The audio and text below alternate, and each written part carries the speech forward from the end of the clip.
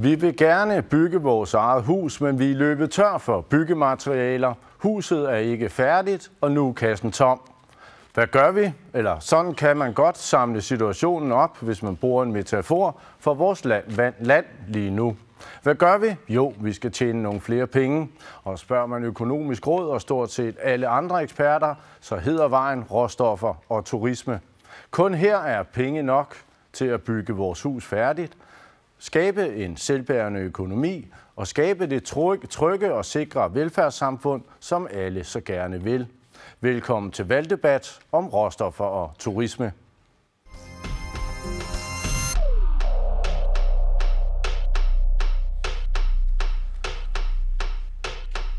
Og hvordan ser det så ud med de råstoffer? Jo, ikke en eneste mine er i gang.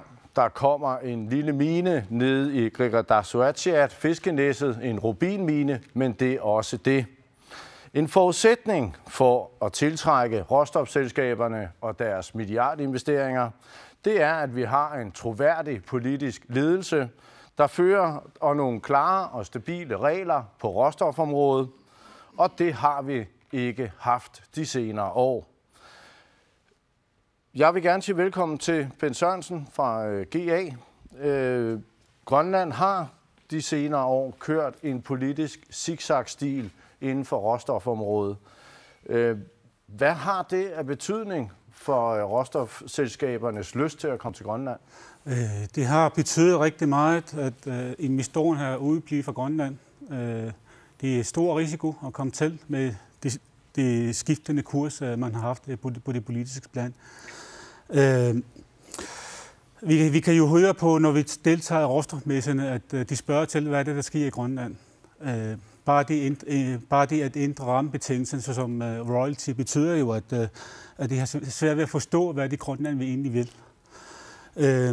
Det er jo tale om milliardinvesteringer, som investorerne kritisk kigger på, hver gang de skal investere. Det er ikke bare råstofselskaber, der selv investerer, men tiltrækker investorer til at investere i milliarder til mener, men sandelig også til infrastrukturinvesteringer. Fordi vi lever i et land, hvor vi har kæmpe land, men uden infrastruktur. Og udover det, så skal også Grønland også gøre sig parat til at tiltrække følgeindustrien også og investere i det. Det kræver også mange penge. Hvad er det, der er så vigtigt for selskaberne i forhold til, at de er klar over, hvilke spilleregler, der ikke blot tæller nu, men i de lange perspektiv, som deres investeringer gælder? Udover at rammebetingelsen er konkurrencedygtigt i forhold til andre projekter, der er ude i verden, så er det jo sådan, at man gerne vil have, at rammerne er stabile og noget, man kan stole på i mange, mange år frem. Og det er jo seneste års,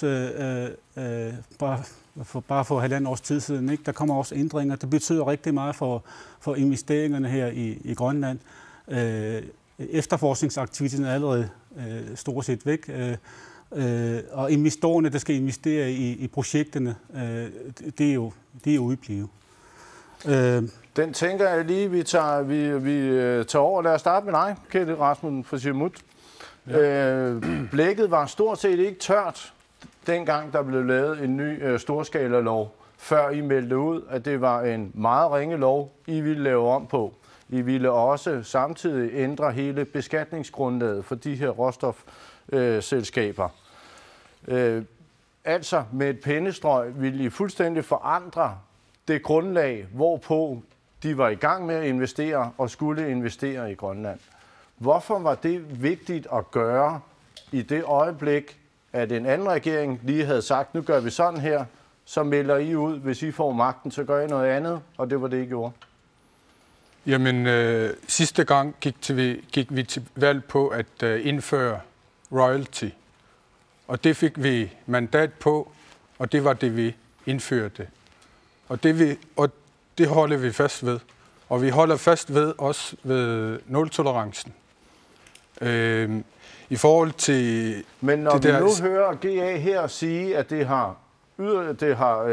det har konsekvenser for, hvordan vi bliver opfattet ude. Vi mister investeringer, og som vi også kan se, er råstofindustrien under Siumuts ledelse gået fuldstændig i stå. Så det har jo haft nogle negative konsekvenser. Har det været det værd? Ja, jeg synes, at vi har god grund til at være optimistiske i forhold til vores fremtid. Altså, vi har enorme rigdomme i undergrunden. Vi har enorme rigdomme i levende ressourcer. Altså, alt er ikke sort. Vi har gode grunde til at være optimistiske, og vi har lagt en plan, hvordan vi skal videreføre vores politik. Men denne her usikkerhed, som det jo er, nu er vi ikke inde i selve det, I lavede om, men i det, at I meldte ud, at det den ene regering gjorde, det ville lige lave om, og det gjorde I så, har skabt noget usikkerhed på markedet, som får investorerne til at blive væk, og så får vi jo intet ud af det. Jamen, det kan skyldes, at flertallet sidste regering var snæver, og at man kan sige, lille flertal, vi havde, det kunne have gjort, at investorerne holdt sig tilbage. Hvad nu hvis det tippede over på den anden? Derfor er det vigtigt, at vi i næste valgperiode sikrer et bredt parlamentarisk samarbejde, således at investorerne ikke sætter spørgsmålstegn ved vores samlede politik inden for råstoffer. Denne her zigzag-kurs har I jo allerede nu meldt ud i IA. Den kommer til at fortsætte, hvis I tager magten efter det her valg. Nu vil I gå ind og ændre på den principbeslutning om at ophæve nul-tolerancen på uran, som Siumut og Atassut blandt andet har gennemført nu her. Og så viderefører jo en zigzag-kurs, velvidende, at det kan have nogle uheldige konsekvenser for lysten til at investere i vores land. Ja, vi ser det jo ikke på den måde. Vi ser det som et forsøg på at genindføre stabiliteten. Fordi er det IA, der skaber ustabilitet ved at bede om en landsdækkende folkeafstemning på det her område og tage nogle debatter, for eksempel om olie- og mineralstrategien, som vi har efterspurgt, at vi debatterer i Inatsisartut og i befolkningen, eller er det den historie, der ligger forud, hvor der har været truffet, som du selv siger, en lang række beslutninger, som har skabt utrolig usikkerhed.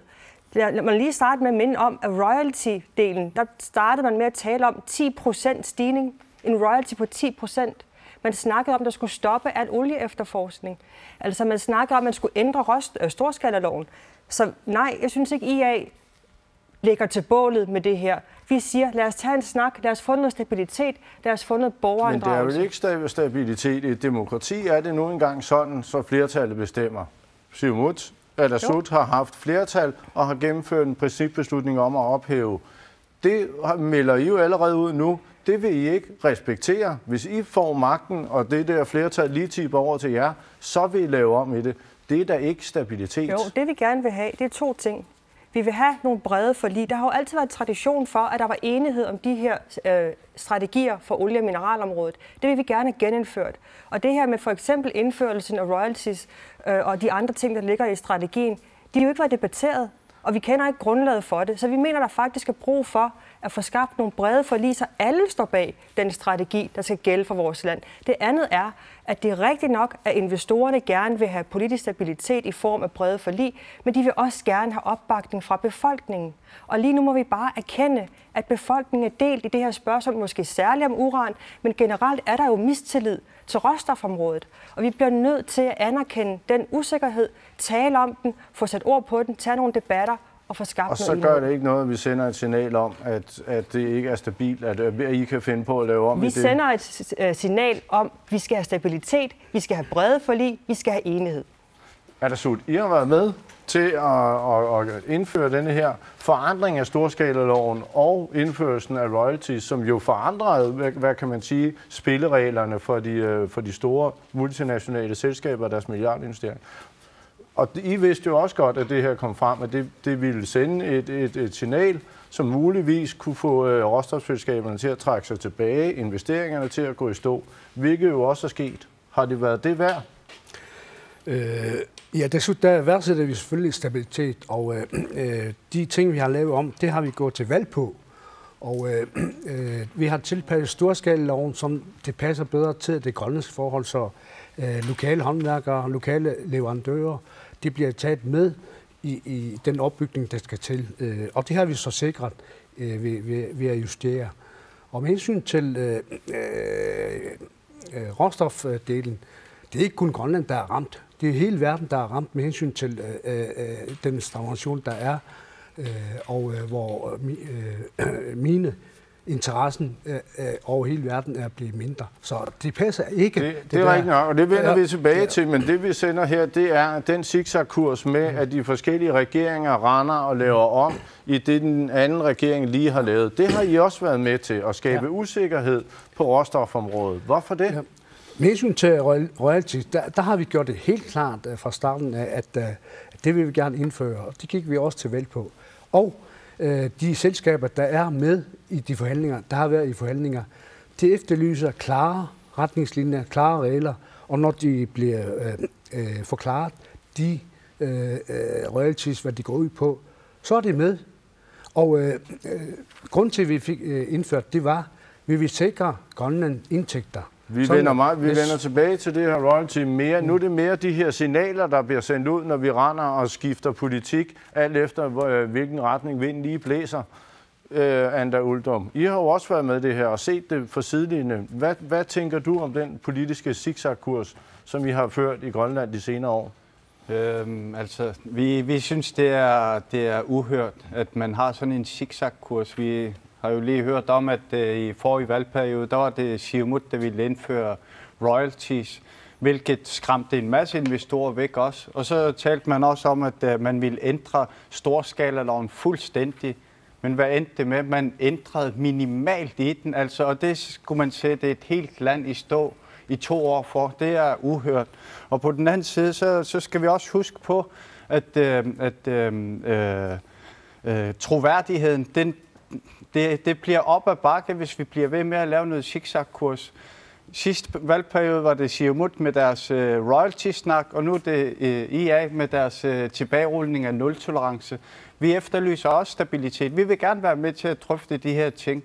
Altså, den måde nul-tolerancen blev fjernet på, det var vi meget, meget utilfredse med, fordi Siumut havde den tankegang af, at man skulle træffe en beslutning, og så undersøge tingene bagefter. Hvorimod i vores optik og vores verden, så undersøger man tingene før man beslutter ting. Så vi efterlyser også stabilitet blandt alle partier. Får du lov til at svare på, Liv? Vi skal også lige have Naleraq på banen. Hvordan kan man lige sige, forholder I jer til? Nu er I jo et nyt parti, men har jo været dybt involveret i det her, i hvert fald partistifteren. Er I opmærksom på den zigzag-kurs, som Grønland har lagt, og hvordan forholder I jer til den? Ja, vi er meget opmærksom på den zigzag-kurs, der er lagt.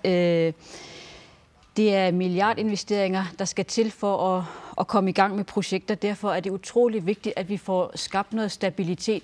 At vi går ind og sætter os ned og får gennemgået hele råstofområdet. Hvad vil vi med det i fremtiden? Hvad for nogle beskatninger vil vi bruge? Det er så bydende nødvendigt, at vi alle sammen sætter os rundt om bordet og finder ud af, hvilken kurs vi vil. Fordi vi kan ikke planlægge noget langsigtet, hvis vi hele tiden skifter hver eneste gang, der bliver valg. Bent Sørensen, hvordan synes du, det her det lyder i dine ører? Føler du dig tryg ved, at vi har nærmet os hinanden og nogle større kompromiser og eftertænksomhed? Altså, selvfølgelig er det brug for et større kompromis for at opnå langsigtede mål og rammer for erhvervslivet. For råstofsektoren. Men det, man også skal være opmærksom på, det er, at ud over råstofsektoren, så er der også rammebetingelsen for følgeindustrien og servicedelen, man også skal gøre det. Det har vi også sagt tidligere, når vi diskuterer storskalaloven og andre ting. Så derfor er det utrolig vigtigt, at de nye politikere, der kommer ind i Landstinget, kan tage et diskussion op omkring, hvad er det for et råstofland, vi skal opbygge. Vi skal have konkurrencedygtige rammer, og det kan man ikke komme udenom. Og i stedet for, at man hele tiden skal ændre kurs efter 4 år, typisk valgperiode, så bliver vi nødt til at arbejde med meget længere horisonter for at skabe den tillid, som der er behov for fra investorens side.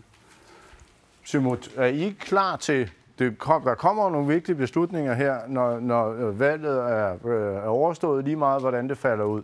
Vi lige æde en kamel, der hedder at lave en folkeafstemning på uranspørgsmålet, for bagefter at kunne sætte sig ned med IA og lave et nationalt kompromis på det her område? Eller vil I stå stejlt på, at nu har vi lavet den her beslutning? Vi fastholder ophævelsen af nul-tolerancen. Og den er vigtigere end et nationalt kompromis? Altså, hvis du lægger Atassut, Demokraterne og Siumut sammen ved sidste valg, så havde vi klart flertal. Og det var de partier, der gik ind for ophævelsen af nul-tolerancen.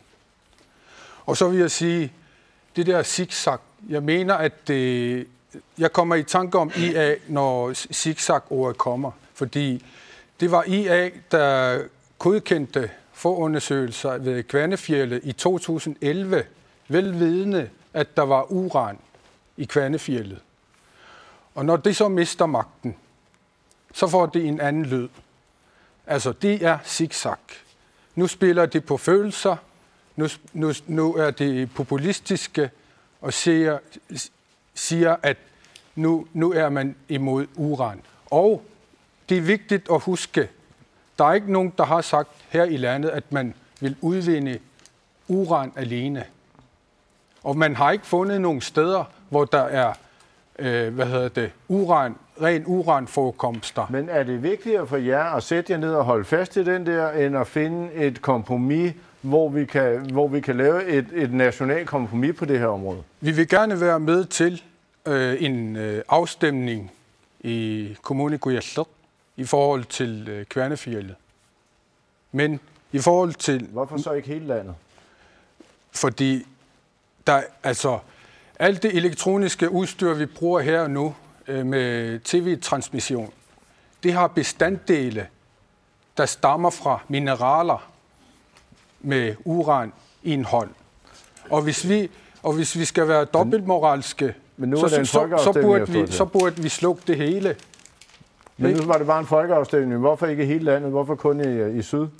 Det drejer sig om helt lokalt Kvanefjeldet, hvor den lokale befolkning vil blive påvirket, altså både positivt, men der er altid positive og negative konsekvenser ved råstofudvinding. Nu hører vi her, der er flere idéer om, at I fører en zigzag-tur. Det skal du selvfølgelig lige have lov til at kommentere. Jeg synes, det er lidt ærgerlig retorik, der bliver kørt fra Siumut her, fordi der er faktisk, som jeg fornemmer, det egentlig enighed her blandt os om, at vi gerne vil fremad på en ordentlig måde, hvor vi nu finder fælles fodslag efter nogle meget turbulente år.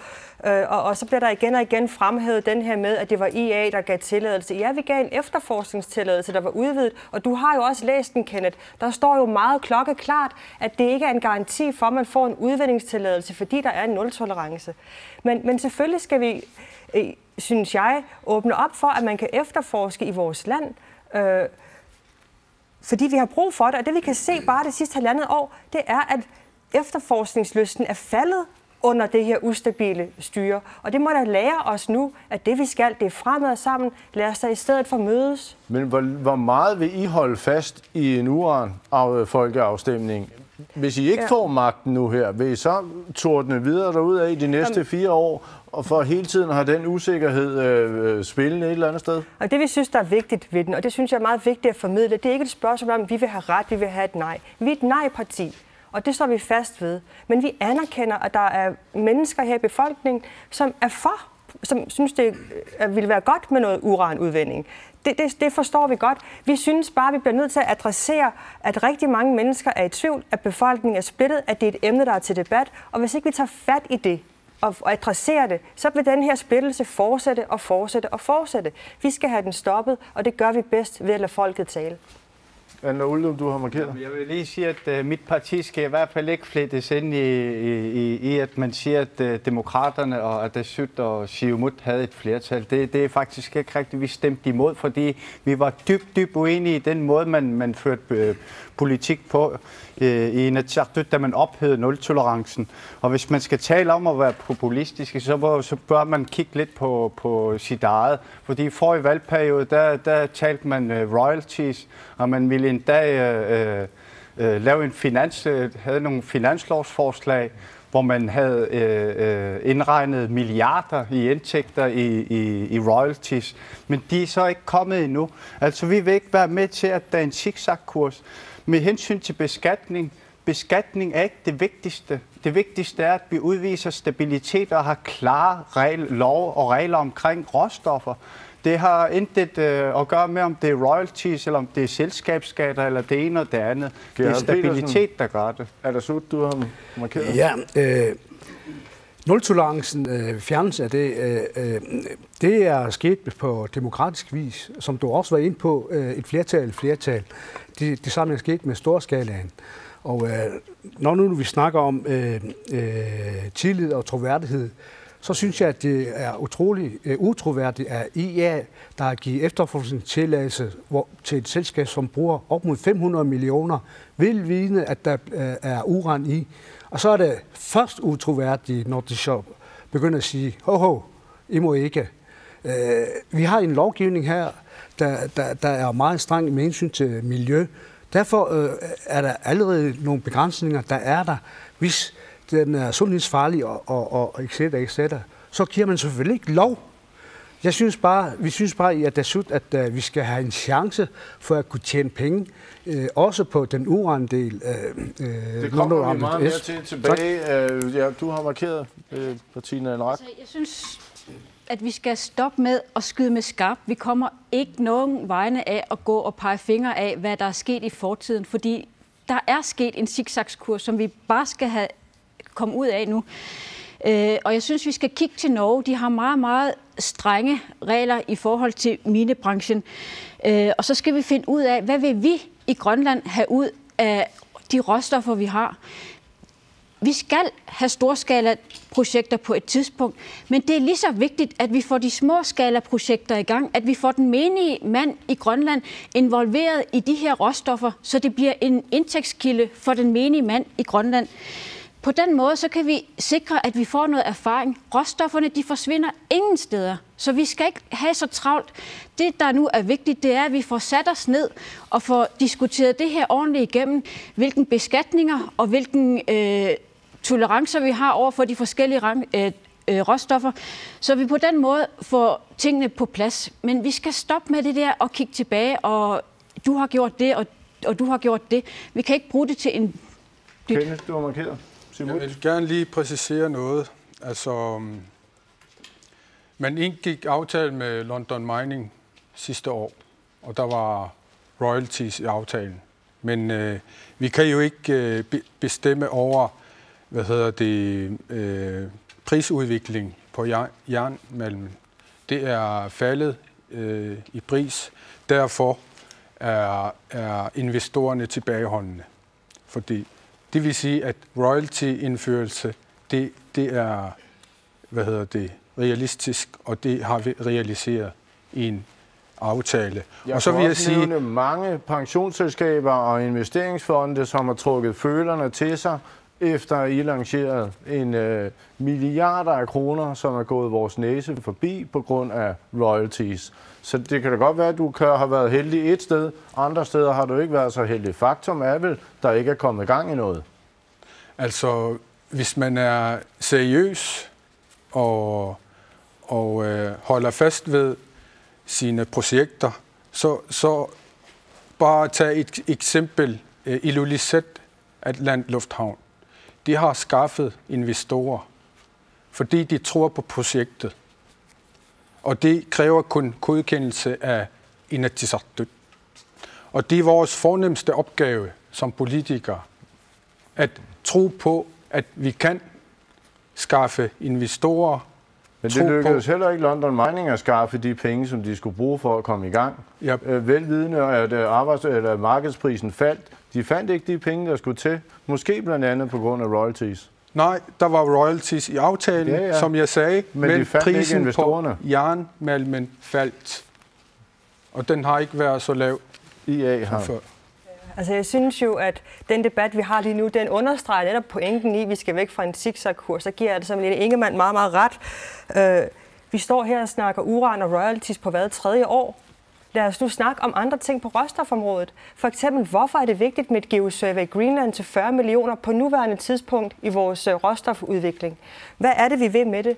Er der behov for eksempel en geografisk zoneinddeling, som IA har foreslået, hvor vi ser på, at der er nogle områder, der skal reserveres til en type erhverv og nogle til andre? Kan der være behov for det? Lad os nu få nogle debatter om vores erhverv og om råstofområdet generelt, i stedet for at hænge fast i de her Men jeg kunne godt tænke mig lige at slutte den her runde af med at høre, er I, Siumut og IA, som de to store, parat til at sætte jer ned og finde nogle nationale kompromiser på det her område? Helt klart.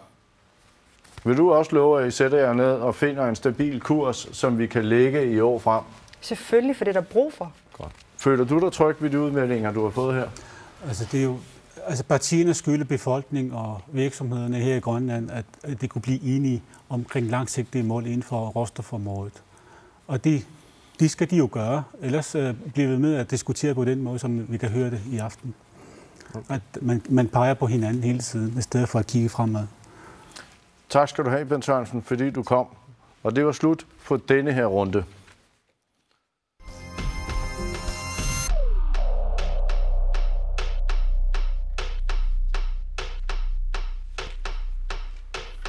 Men der er nemlig andre knapper. Nu har vi allerede været inde på det, som politikerne kan skrue på for at lokke råstofselskaberne til landet. Det er blandt andet beskatning, og det er selskabernes vilkår. Og til det, der vil jeg gerne sige byde velkommen til Ole Christiansen, direktør i Nuna Minerals. Hvad er det? Hvordan vil du karakterisere selskabernes vilkår, som de er i Grønland lige nu? Jamen så, det vi kan se og det vi kan høre fra de politiske deltagere er jo, at selskaber som London Mining, de selskaber, som har spenderet hundredvis af millioner kroner af efterforskning i Grønland, de er nødt til at spise de royalties, der bliver serveret for døren af myndighederne her. Men royalty-delen påvirker så de øvrige investorer, som ikke er kommet ind endnu. Det vil sige London Mining, Kvanefjeld og alle de andre, som er aktive og har spenderet mange millioner, de er nødt til at køre med den her royalty, selvom det ikke er spiseligt. Men alle de andre investorer er skræmt væk, og vi har på den måde mistet et 3-cifret millionbeløb alene i år på investorer udefra til efterforskning. Det er da klar snak. Royalties, som I indførte ved sidste valg, har kostet Grønland. Jeg ved godt intentionerne med royalties. Dem er der ikke nogen, der sætter spørgsmålstegn ved. Men faktum er, at de har kostet os milliarder af investeringer. Ja, man peger stadigvæk på hinanden, vil jeg sige. At, Siumut kan ikke gøre noget ved, at priserne på jernmalmen, for eksempel i Nuukfjorden, er faldet. Nej, det kan vi ikke. Som og vi hører her, så er det alle de andre investeringer. Ja, og royalties, det kommer an på, hvad for nogle mineraler vi snakker om. Det har vi indført. Vi har indført en fast royalties, det er rigtigt, mellem 2,5% og 5%. Men vi hører her, at det har kostet investorer. Ja, for at forbedre rammevilkårene for selskaber, så vil vi sænke, selskabsskatten, således vi kan konkurrere med de andre nordiske lande. Det er det, vi går til valg på, og det er noget, som råstofselskaberne vil finde attraktivt.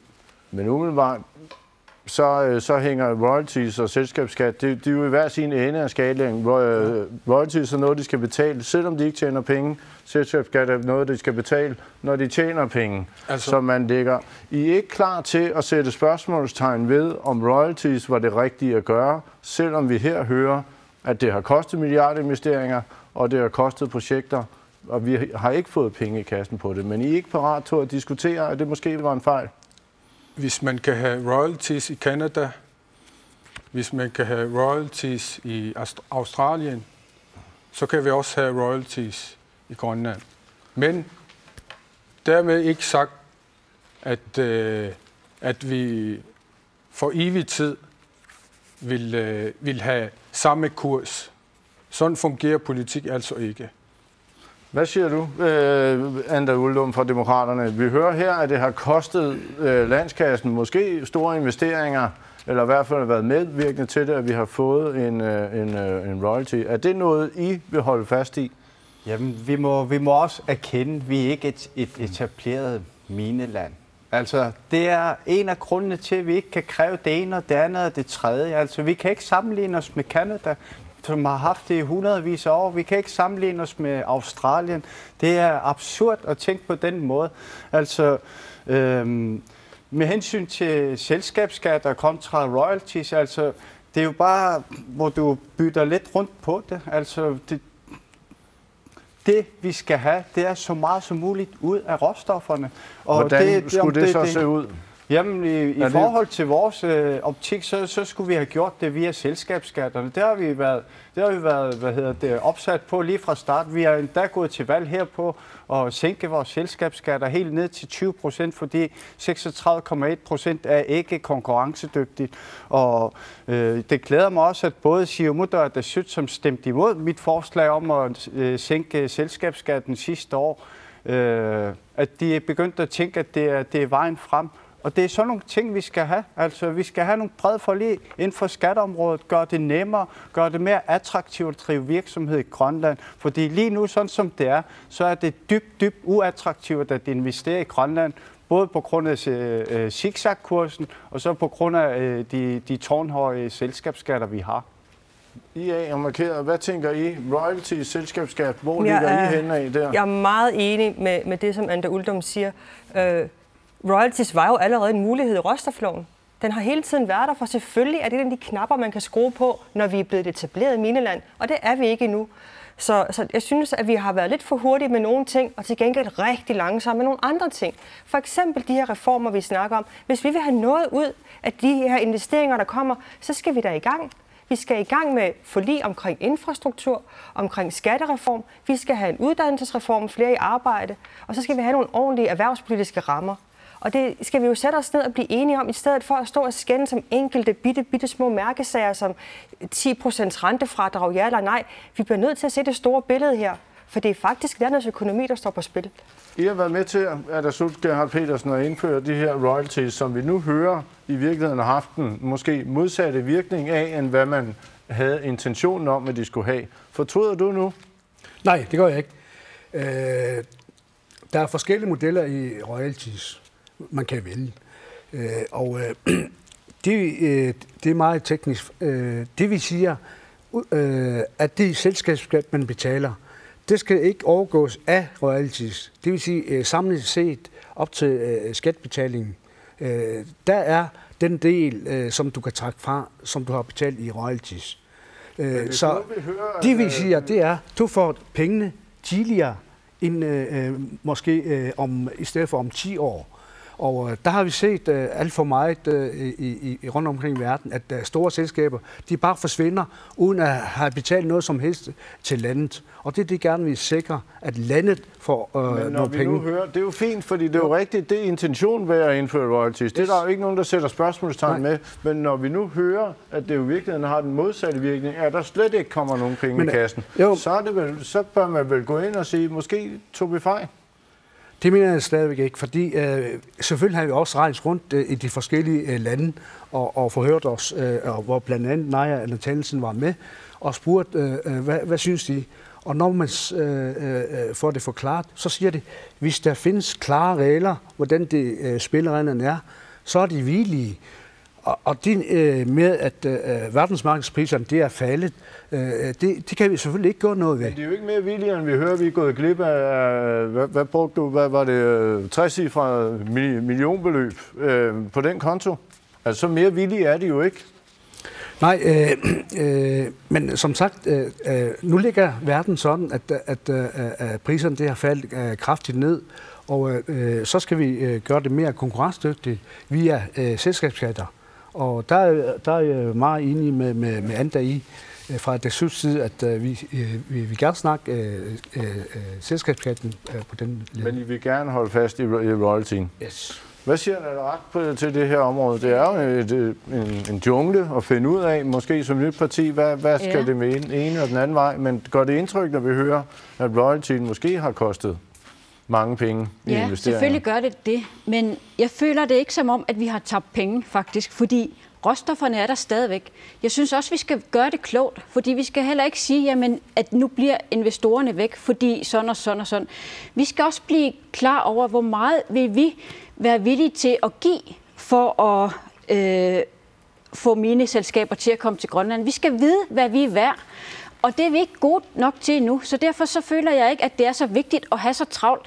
Det er vigtigere, at vi får en langvarig proces, som sikrer, at vi har stabilitet, og vi når frem til nogle fælles mål, som vi alle sammen kan benytte os af fremover, hvor vi så sikrer os i den sidste ende, at vi får noget ud af de ressourcer, vi har i Grønland. Og så kunne vi kompromis med velfærd, eller den kasse, som lige pt. Er tom, som råber efter, at der kommer nogle penge, og det skulle helst komme herfra? Nej, jeg synes, der er andre muligheder. Det, som jeg gerne vil have gang i, det er de småskala-projekter, at de enkelte individ i Grønland har muligheden for at gå ud og skabe en virksomhed i det små, skabe sig noget erfaring, og den vej kan vi få et ben ind i den her branche, og måske starte noget selv på den lange bane. Markeret, så. Jeg vil bare lige sige, at vi har tabt penge, og vi har tabt troværdighed. Og selvfølgelig skal småskala også fremme, så jeg synes også, at den forrige regering faktisk gjorde rigtig meget for at gøre det meget lettere. Og det er rigtigt nok, hvad Gerhard Petersen siger. Jeg har rejst både i Canada og i Australien som medlem af råstofudvalget. Og det, jeg kan konstatere, er, at vi ikke er et etableret mineland. Så nej, vi er et helt andet sted. Det er den lærer, jeg har fået. Kenneth, du har markeret. Rasmussen, Siumut. Det er meget sjovt, at man taber trecifrede millionbeløb under Siumuts regeringstid. Hvem er under det andre partiers regeringstid? Hvor meget har man tabt? Og hvor meget har man tabt i de sidste 15 år? Med al respekt, som Nuna Minerals har eksisteret. Altså, det er stadigvæk at pege på hinanden, hvem der har tabt hvor meget, og hvem der har... Men det er vel også et spørgsmål om at diskutere, om man skal lære af sin fejl? Ja, og så vil jeg sige, og det interessante for mig nu, det er, at hvad de andre partier synes om, hvis vi begynder at drøfte eventuelt selv at etablere vores eget råstofselskab. Altså Sverige, tag for eksempel Sverige, der har man et minedriftsselskab, hvor staten ejer 100%. Altså, i stedet for bare, at vi fra sidelinjen følger med, at råstofindustrien udvikler sig, hvorfor deltager vi ikke aktivt selv? Jeg vil gerne lige understrege, at jeg står ikke og siger, at I tager fejl, men jeg står og tester dine argumenter for jeres standpunkter. Det er det, jeg prøver på. Jeg kunne godt lige tænke mig lige at få dig på banen igen, fordi en ting er, at vi her kan høre, at der er stadigvæk splittelse. Dem, der har indført, de vil gerne holde fast i det. De tror stadigvæk på det. Men beskatning er jo kun en lille del af de vilkår, som selskaberne har her i landet. Og man har en tendens til at glemme en halvdel. Hvad er det for en anden halvdel, man ikke rigtig tager med i regnestykket? Jamen, jeg kan høre, at alle partier er enige om en ting. Det er grønlandsk konkurrenceevne i den her branche skal frem, og det er jo det, vi skal basere det på. Nu er det sådan, at vi har indtil videre, når vi sammenligner os med andre lande, brugt beskatningen som sammenligningsgrundlag. Og det er jo det eneste, vi sammenligner på. Men i virkeligheden er det sådan, at Grønland som et frontierland uden minedrift, små samfund, ingen veje, ingen lufthavne. Hver gang der skal laves et mineprojekt, så skal det laves kraftværker, der skal laves kajanlæg, der skal laves lufthavne, masser af veje, der skal laves byer. Altså, det er jo investeringer i anlæg, som ofte overstiger investeringer i minedelen af aktiviteterne. Det vil sige, at Grønland er, når man benchmarker med andre lande på det her punkt, så er vi jo ekstremt meget dyrere end de andre lande. Det eneste, som Grønland kan file på her og nu på kort sigt, hvis man skal have gang i minedriften, det er lige præcis rulle den her royalty tilbage og se på beskatningen af selskaberne. Hvordan kan vi gøre det her så indsat, at der pludselig dukker nogle mineaktiviteter op, som giver masser af beskæftigelse og skatteindbetalinger? Din anbefaling ved det her? Altså, overordnet set har vi på lang sigt brug for, at der bliver skabt noget infrastruktur her i Grønland, som er med til at hjælpe, være fødselshjælper på mineprojekterne. Gerhard Petersen, det må da også gøre indtryk. Det er rigtigt, at når vi er ude at benchmarke, så benchmarker vi gerne skatten. Og hvordan ser det ud med vores skat? Vi glemmer at nu har vi skruet på en skatteskrue, vi har indført royalties, men vi skal stadigvæk tænke på, at de her selskaber i Grønland også skal bygge en havn, en lufthavn, skal bygge veje og har nogle investeringer oven i vores skattestruktur, som man måske slet ikke er i nærheden af andre steder. Det gør det ekstra dyrt, og er måske en af grundene til, at vi igen går glip af en masse investeringer. Gør det ikke indtryk? Det gør det selvfølgelig. Vi er jo langt fra forbrugerne. Vi er langt fra alfavejen i vores verdenskort. Men de kender mineselskaberne. Og i langt de fleste selskaber, vi har besøgt rundt omkring i verden, de ligger også i Norge, hvor de selv må etablere alle de ting, som der bliver nævnt. Så det er ikke noget nyt. Derfor må vi tænke mere på den del af lempelse af selskabsskatten på det. Men gør det ikke indtryk på et liberalt parti, at man går ind og skruer ekstra hårdt, eller ikke ekstra hårdt, men ekstra på skatteskruen med indførelsen af royalties, samtidig med, at de har dem her? Det er vel ikke normal liberal politik? Det er ikke normal liberal politik. Det vi siger, hvis du forstår, hvad jeg siger, det var, at vi vil lave en lempelse på selskabsskatten. Ja. Det er liberal tænkning. Og med hensyn til royalties, det er sådan mere forskudsbetaling på de, du får udført. Sådan på teknisk kan man sige, at det kan være omsætningsbaseret, det kan være på tons, det kan være på noget andet. Det er en omsætningsbaseret, der er blevet indført, ikke? Jo. Ja. Og når nu Tanzania og Australien og alle mulige andre lande, 20-25 lande, som producerer uran, når de kan få det indført, hvorfor kan vi ikke få det indført? Okay. Så både på uran og på de sjældne jordarter. Så du ryster ikke i din indstilling til hverken royalties eller i den stil? Nej, og med hensyn til infrastruktur, der skal vi selvfølgelig hjælpe. Blandt andet nu mod Gislavat, hvor vi siger, at den vej, der skal føres derud, den kan vi da godt starte med. Og der har vi lige puttet noget, der ligner 20 millioner. Så der skal vi hjælpe. Ja, Ander Uldum, Demokraterne. Ja, men vi må også erkende alle sammen, at det er jo ikke råstofferne, der kommer til at redde landets økonomi alene. Altså, det er sådan en tankegang, vi har haft i rigtig mange år, at oliemilliarderne kan tjekke ind næste år eller om 2 år, med hensyn til de andre mineraler også. Men vi må også erkende, at vi har brug for en hurtigere sagsbehandling. Altså, lige nu, sådan som det er, så skal vi have nogle enklere regler. Altså, det kan ikke passe, at det tager så lang tid for at få en efterforskningstilladelse eller en udvindingsansøgning. Vi kan tage Gislavat som et eksempel. Kringlerne, der har de, som har ansøgt noget, de har da været ude og brokke så meget over den sagsbehandling, der har været. Altså, så bedre forudsætninger for erhvervet også. Ikke at jeg siger, at vi skal lempe noget som helst, men noget hurtigere sagsbehandling. Det er sådan, man kommer frem. Kenneth Rasmussen Timod, gør det ikke indtryk? Faktum siger, at området er gået i stå. Vi hører her, at det blandt andet er på grund af royalties, og fordi man glemmer at medtænke de massive investeringer, som der skal til, hvis man vil lave en mine i Grønland. Det får der ikke til at ryste på hånden. Vi er optimistiske. Vi tror på fremtiden i Siumut. Og der har været aftaler, og vi tror på, at der kommer flere aftaler i fremtiden.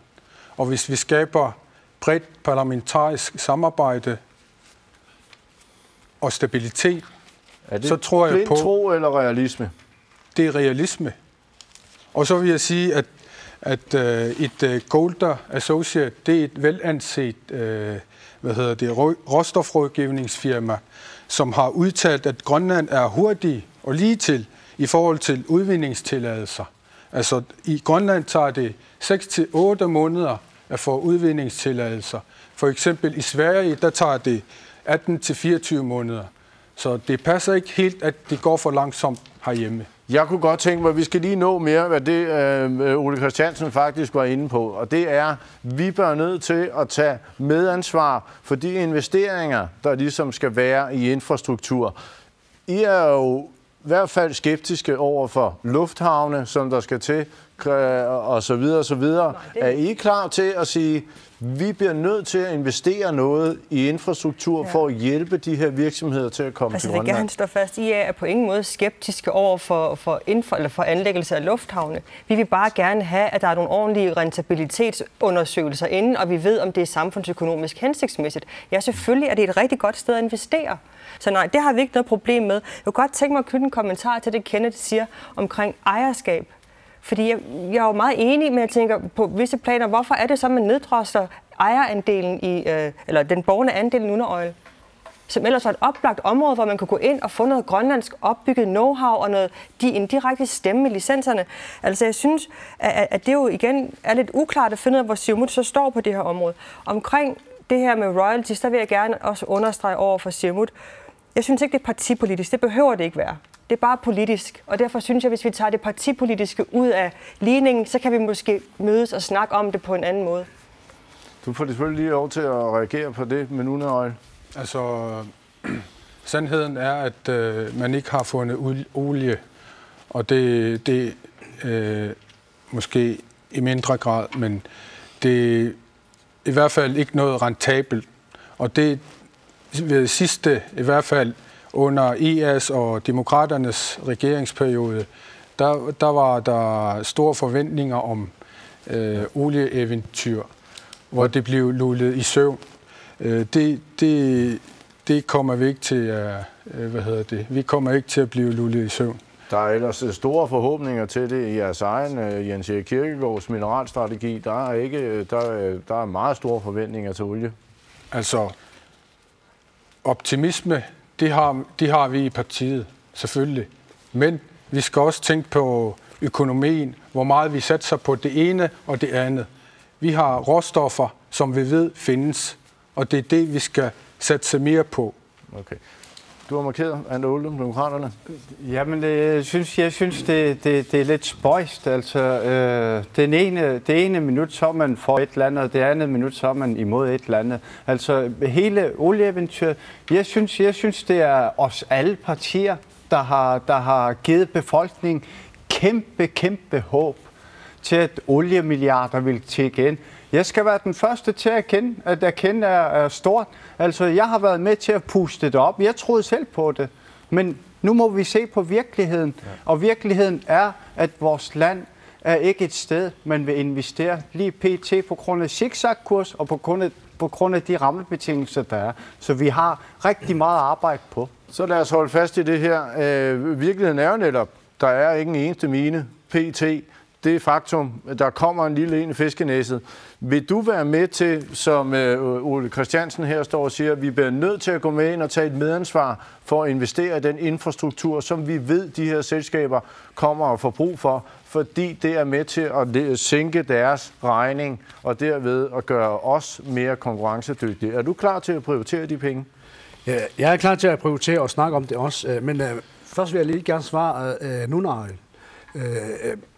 Med hensyn til olieefterforskning, der kræves der milliarder og 18 milliarder. Og når nu et ejerskab, som skal betale regningen, hvis den procentdel er større, jo større betaler du også. Men okay, når gevinsten i sin tid kommer, til den tid kommer, så får du også mindre. Ja. Og der har vi bare ikke pengene.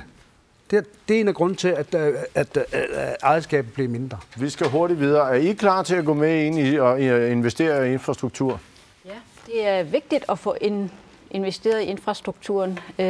Partinalak går ind for, at vi skal have bygget de her små gruslufthavne rundt omkring landingsbaner, så vi kan få skabt nogle billige billetter til folk, så vi kan få skabt noget gang i vores infrastruktur i Grønland. Samtidig skal vi også have gang i nogle vejprojekter for at skabe udvikling i det her samfund. Så det du står og tænker, det er det, der er brug for? Man kan sige, at Grønland er paradoksernes land. Altså, vi skal jo lidt videre ud over det. Det er jo sådan, at udover mineselskaberne skal bygge de der vandkraftværker her i Grønland selv, eller kraftværker i hvert fald. Jamen, sammenlignet med Sverige her, i Sverige behøver man jo ikke at bygge de her kraftværker. Man kan derimod stikke kontakten i et eksisterende plok, og så har man strøm, som koster i størrelsesorden 50 øre per kilowatt-time. Grønland er jo paradoksernes land. Vi har verdens bedste vandkraftpotentiale, men elektricitet i Grønland er noget af det dyreste, der findes i verden. Hvordan føler du, at med de svar, der har kommet her i dag, at vi bliver klædt på til en fremtid som råstofnation? Tror du på, at vi kan få hævet de investeringer ind, som PT ikke er her? Jeg synes, jeg kan høre, at der er noget materiale blandt alle partierne, som bærer hen af, at vi skal være parate til at se på, hvordan Grønland kan blive til et mineland, selvom råstofpriserne falder. Vi bliver nødt til at være konkurrencedygtige på en eller anden måde, og det skal ligesom bygges omkring, hvad man nu kan blive enige om mellem partierne. Og hvis du skal sende dem herfra med et godt råd om, hvad er det, de bør skrue på, hvad skulle det så være? Det er jo gratis at få rullet royaltyen tilbage. Der får vi jo alligevel 0 kroner her og nu. Derimod så risikerer vi jo ved at rulle den tilbage, at der kommer nogle arbejdspladser. Tænk på de 140 millioner, vi netop har skændtes om mellem kommunerne her for nylig. Det svarer til beskatning af personale, der er ansat i et enkelt storskalaprojekt. Indkomsten fra det svarer til de 140 millioner. Så i stedet for at skændes om noget, vi har, vi prøver at refordele, så skal vi se på, hvordan skaber vi nye 140 millioner. Har du en hurtig kommentar til det? Altså, fra Siumut er vi optimistiske. Det vil vi gentage. Og i forhold til royalties, så er vi altid klar til at drøfte, hvor meget. Men det har jo vist sig, at vi var realistiske i forhold til London Minings projekt. Der var jo royalty med i aftalen. Men det kom aldrig i gang. De fandt aldrig deres investeringer. Nej, fordi jernmalmen, prisen på jernmalmen det var en af grundene. En hurtig kommentar fra demokraterne. Jamen, jeg synes, det der med at sige, at der var villighed. Man er da nødt til at betale den royalty, hvis et land opererer med royalty. Det er da ikke nogen raketvidenskab, altså. Men det forudsætter jo ikke, at det er attraktivt. Vi gjorde det uattraktivt. Det er der pointen skal være. Men jeg tror bare, Anders sagde det, jeg ville sige. Okay. Slut på den runde. Vi går videre til noget andet.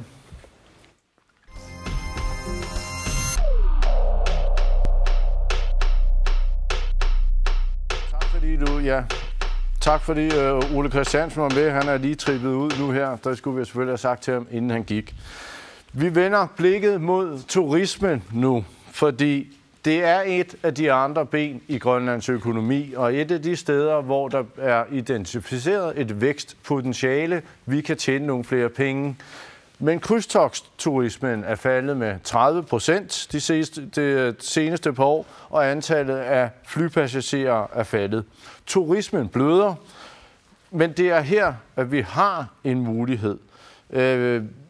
Vi har været ude at snakke med en turismeoperatør, og her kommer et lille katalog om, hvad politikerne bør forholde sig til, hvis vi skal få gang i turismeindustrien.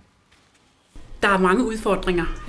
Nogle af de udfordringer, som vi her ser som nogle af de aller største, det er volume. Det er, at der kommer nogle flere turister, sådan så at turismeerhvervet lige præcis bliver det bærende erhverv, som ligger de arbejdspladser her, som vi har brug for, som gør turismeerhvervet interessant for lokalbefolkningen at investere i, både tid og penge i, sådan så vi kan skabe helårs arbejdspladser, sådan så at det kan betale sig at uddanne sig, så det er, at vi får nogle blivende ressourcer her i landet.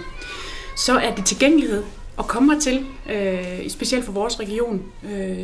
For at vi kan få flere turister, har vi brug for, at vi får nogle flere veje, at vi får adgang til Island, som jo er en af de største vækstmarkeder, turister via Island. Og så er det selvfølgelig også synlighed, fordi det nytter ikke noget, vi har gode varer, hvis ikke der er nogen, der ved, at vi har butikken. Og derfor skal der helt klart fra politisk side prioriteres på finansloven flere penge til markedsføring af Grønland. 3 rimelig konkrete ting blev nævnt her. Det var volumen, det er tilgængelighed og det er synlighed. Lad os bare starte med synligheden. Gerhard Petersen, Adasut. Det kræver en saltvandsindsprøjtning. Finanslovsforslaget for næste år opererer jo tværtimod med en beskæring af Visit Greenland med 1,5 million. Visit Greenland er dem, der har denne her opgave med at brande og synliggøre Grønland ude i verden. Hvordan hænger det sammen med, at vi vil gerne have gang i turismen, men vi beskærer i dem, der skal fortælle turisterne, at Grønland er et fedt sted? I Atassut, der opererer vi snakker om at lave en national strategi og en regional strategi, som skal laves af kommunerne i samarbejde med Visit Greenland for eksempel. Og der siger vi fra vores side, at det med synlighed, det er vi meget for. Man skal jo gerne kunne finde butikken. Og når man vil finde butikken, så skal man ud i de store verden og reklamere. Og vi er villige til at snakke om at få øget den bevilling, der er til Visit Greenland. Er du enig i, at det er det, der skal til? Det er det, der skal til, blandt andet. Og at vi skal formindske krydstogturisternes betaling, som er på 525 kroner, sådan at disse penge bliver konkurrencedygtige, for eksempel i forhold til Island.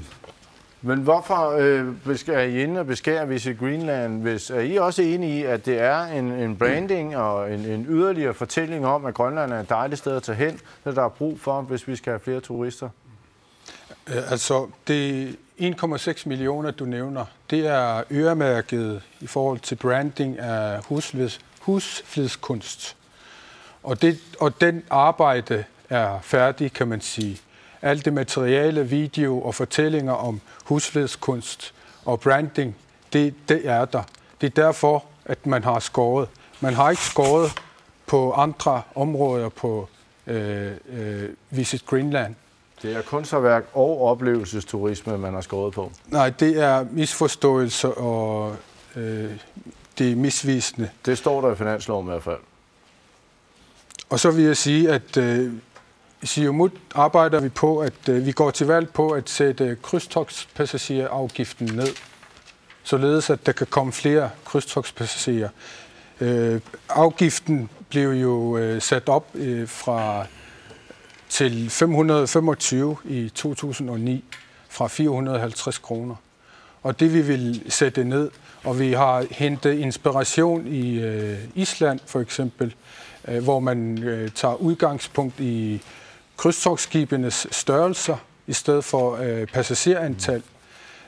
Der har det vist, at man for eksempel, hvor man i Grønland ville betale 1,3 millioner, men hvis I betaler har 75.000. I Island og hente inspiration, så kan jeg i hvert fald fortælle, at Island under deres krise fordoblede deres budget til turismebranchens markedsføring.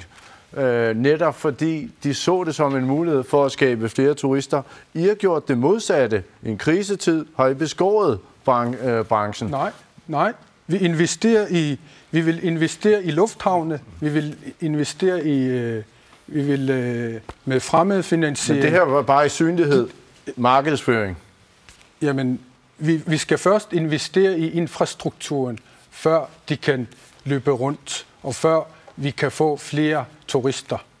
Det er det kræver. Du har markeret. Ja, altså jeg synes jo, det hænger sammen det hele, og der er ligesom 3 ting, jeg synes, man skal kigge på. Det ene, det er rammerne omkring erhvervet. Det er for eksempel infrastrukturen. Det kan være de her koncessioner, der er behov for. Så er det også at forholde sig til de skatter og afgifter, der er, hvor krydstogtspassagerafgiften er en af dem. Markedsføringspenge er der også behov for. Det kunne også være en idé at lave nogle støttede praktikforløb for at sikre, at vi opbygger know-how. Og det er den sidste, det er den her arbejde med at bygge branchen op i landet. At sikre os, at der også er nogen, der så kan sælge nogle produkter, og at de vokser og de vækster. Lige for at holde fast i synligheden, fordi I har jo også været med til at beskære Visit Greenland og hele markedsføringen. I 2004 havde de et budget på 21 millioner, og 3 millioner lå i en brandingpulje. Sidste år var det skåret ned til 15 millioner. Det er steget, eller skåret godt ned, også under jeres regeringsperiode. Og det hvorfor det er jeg heller ikke så glad for. Det var der også noget diskussion frem og tilbage om, og det er nok en af de ting, jeg synes har været en fejl, så vi bliver nødt til at rette op nu. Og vi kan jo se, at det har haft en betydning, og det har en betydning, hvor meget man markedsfører, hvor meget man også hjælper erhvervet med at blive synligt ude i verden. Og det skal vi helt sikkert fokusere på. Ja. Nalak, er det et godt sted at investere i mere synlighed? Det, der er vigtigt at fokusere på, det er, hvad får vi ud af de penge, som der bliver brugt på GVI, Greenland Visitor Information. Vi skal se, om de penge, der bliver proppet i GVI, om de bliver brugt optimalt. Se bagudrettet, hvad har de fået ud af pengene indtil nu? Kan de bruges bedre? Er det bedre, at de kommer ud i regionerne måske? Også omkring krydstogtafgiften, der skal vi også ind. Der synes jeg i hvert fald, det er en stor fejl, hvis man sænker afgiften. Fordi afgiften, den skal ud og blive synlig der, hvor krydstogtturisterne kommer.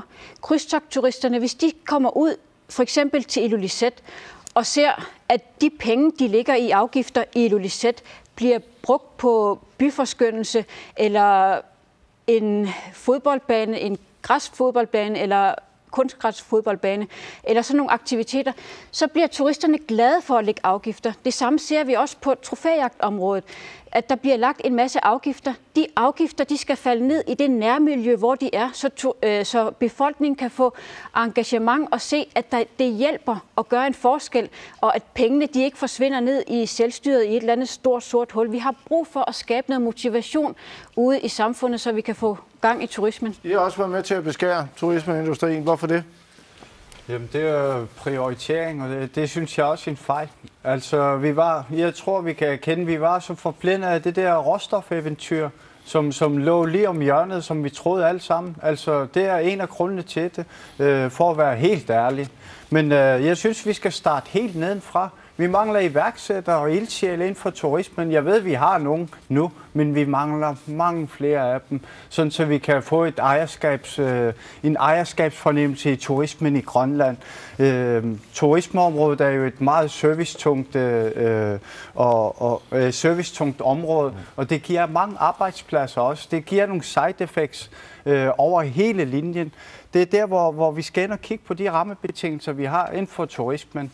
Der var et punkt under efterårssamlingen, som vi ellers skulle debattere i Inatsisartut omkring koncessioner, hvilket vi var glade for at komme frem, fordi der har vi talt meget om i vores tid, i vores regeringstid, fordi det er vejen frem, men den var bare misforstået. Den måde, man ville danne de her koncessioner på, fordi man troede, at hvis man lavede en koncession et sted, så var der no-go for lokalbefolkningen. Men det vigtige er, at vi får befolkningen med og giver dem en ejerskabsfornemmelse i det her, fordi vi ved, at turismen er en guldgruppe. Jamen det igen, vi mangler at skabe nogle ildsjæle, der vil arbejde med det, nogle iværksættere, og så give dem de rammebetingelser, der er. Vi skal være bedre Petersen, til at lytte til turismeindustrien. Ja, vi vil gerne tilføre nogle kapital til modtagerapparatet. Ilulissat har det meget, meget fint med hensyn til turister. Der synes jeg, at vi skal kigge meget mere på. Og resten af landet, hvor der mangles mange steder modtagerapparat, hvor turisterne kan føle sig trygge og blive betjent. Nu har vi set de seneste par år, at der er nogen, der er forsvundet, for eksempel fra Maniitsoq og skiløberne og den slags.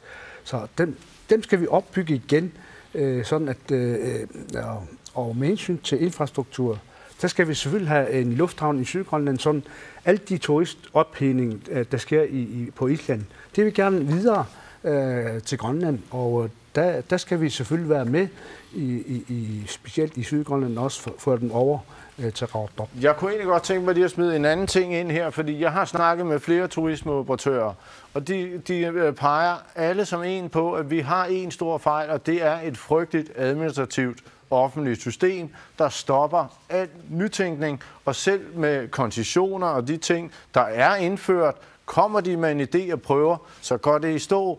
Det er for øvrigt også en melding, vi har haft nu, når vi snakker råstoffer, men som råstofselskaberne i stor stil snakker om bagefter. Det tager evigheder, og alting går i stå, når det rammer vores offentlige system. Så noget tyder på, at vi har en udfordring der både sætter en stopper for vores råstoffer, men også for vores turisme og for vores videreudvikling. Hvad kan man egentlig gøre ved det? IA? Ja, altså det er helt sikkert et område, vi skal dyrke meget mere, og jeg tror, det er et rigtig godt tidspunkt at gøre det i en krisetid, at vække folks iværksættertræng.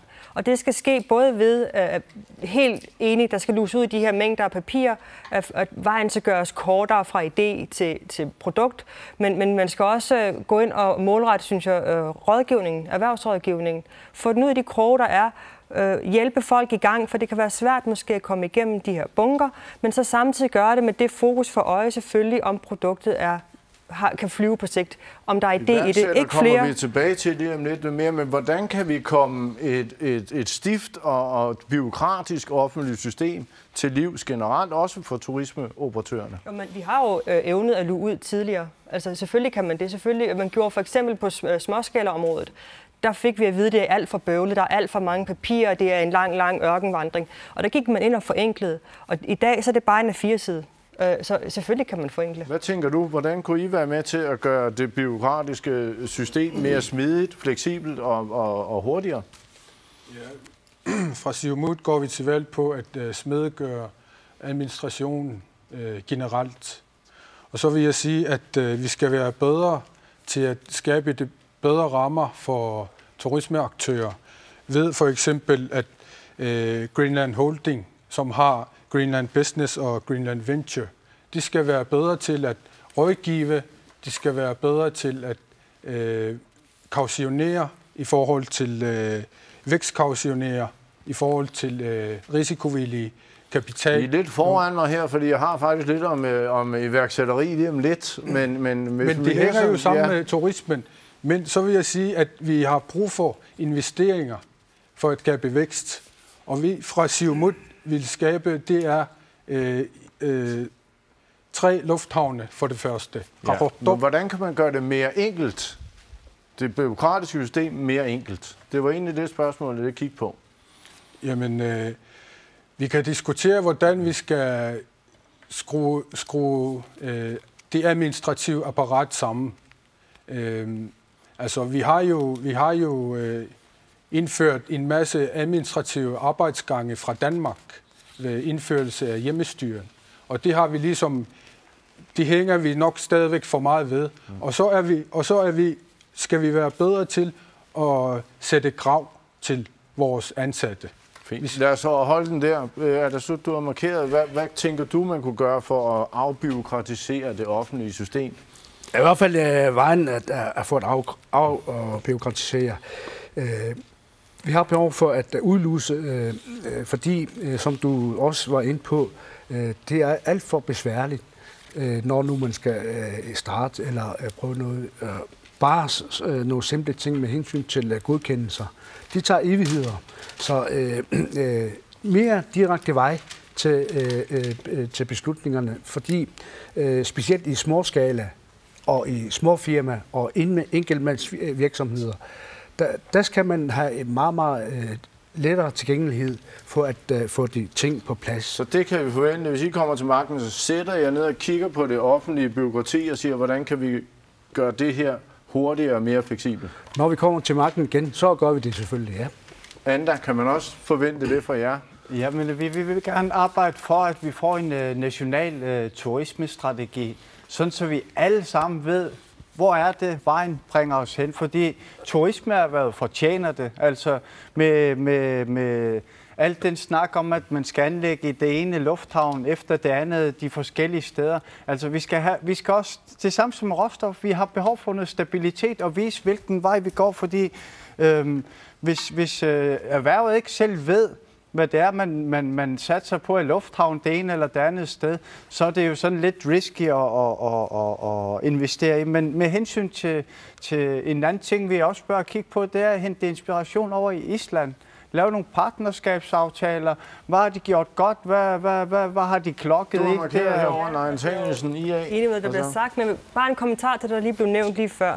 Ja, vores administration er nok for tung i forhold til befolkningens størrelse, og den har også en historisk betingning i og med, at grundstrukturen nok er importeret fra Danmark. Men dertil vil jeg sige, de sidste mange år har vi altså selv puttet lovregler i den her administration, så selvfølgelig kan vi også selv rydde op i dem. Lad os være med at placere ansvaret andre steder end hos os selv. Vi kan ændre det her. Vi har lavet reglerne. Er du enig, Malene? Altså, jeg mener i hvert fald, at det er vigtigt, at det største ansvar ligger ude hos vælgerne, fordi det er dem, der skal stemme de politikere ind, der er ansvarlige. Jeg kan huske for nogle år tilbage, fordi det er mange gange enkelte værktøjer, som turisterhvervet har brug for. Og for nogle år siden, der stod demokraterne i en eller anden sjov leg, hvor de trykkede på knapper, fordi de syntes, at der var nogle ting, der ikke skulle gå igennem.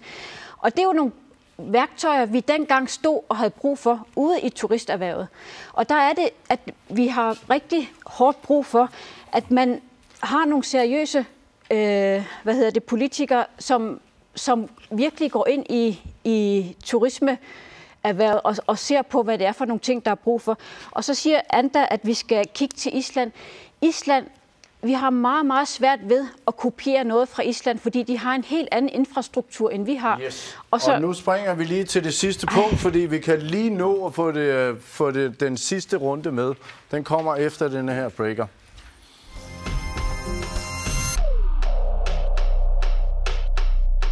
Fordi det hænger meget tæt sammen med det, vi allerede har været i gang med. Det handler om iværksætteri, som vi har valgt som et lille hurtigt tema i denne her runde. Vi er nemlig ikke specielt gode til at få de nye idéer omsat til nye virksomheder og arbejdspladser. Vi har snakket med en iværksætter om, hvilke udfordringer han ser for faget. Det kommer her. Altså, man har jo massivt behov for rådgivning i alle mulige sammenhænge, også hvis man snakker om at producere nogle varer til eksport for eksempel. Det er et kæmpe område, og derudover så synes jeg, at der mangler mere økonomisk støtte i form af risikovillig kapital. Og der kommer faktisk, vi har lige et klip mere, vi kan spille med ham med det samme. Det kommer her. Jamen, altså, det skal være nemmere at være iværksætter i Grønland, det er helt sikkert. Hvis man for eksempel havde en iværksætterpulje, hvor man kunne søge noget risikovillig kapital, derudover måske havde nogle iværksætterlegater, eller ligesom har gjort det lidt bedre rådgivningsmæssigt, hvis man for eksempel vil tage et patent, så vil det hjælpe rigtig meget på ligesom at sætte fod i tingene.